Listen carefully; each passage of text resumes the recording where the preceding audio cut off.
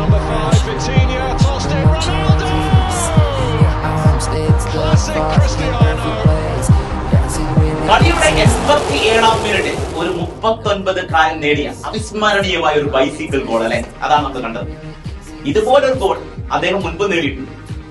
അന്ന് ഇറ്റാലിയൻ ക്ലബായ യുവന്റസിനെതിരെ കളിക്കുന്നത് അവരുടെ ഹോം ഗ്രൗണ്ടിലാണ് മാച്ച് നടക്കുന്നത്. 50,000 കാണികൾ അടങ്ങിയതായിരുന്നു ആ യുവന്റസിലെ സ്റ്റേഡിയം. ഈ റൊണാൾഡോയുടെ കാലിൽ പന്ത് തട്ടുന്ന നിമിഷം ഈ 50,000 കാണികൾ കൂകി വിളിക്കുക, മെന്റലി ഡൗൺ ആക്കാൻ വേണ്ടി. സപ്പോസ് കളിയിനിടയിൽ എന്തെങ്കിലും ഒരു മിസ്റ്റേക്ക് സംഭവിച്ചാൽ മൊത്തം കാണികളും കൂകി വിളിച്ചു. അത് റൊണാൾഡോനെ മെന്റലി ഡൗൺ ആക്കുക എന്ന ഒറ്റ ഉദ്ദേശം.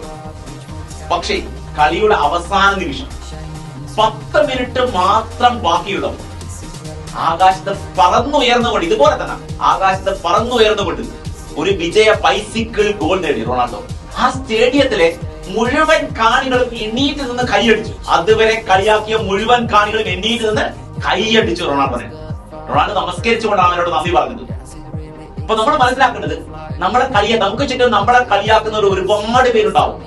പക്ഷേ നമ്മൾ അവരോട് പ്രതികാരം ചെയ്യേണ്ടത് പ്രവൃത്തിയിലൂടെ ആയിരിക്കണം, മറിച്ച് വായ കൊണ്ട് പറഞ്ഞിട്ടായിരിക്കണം.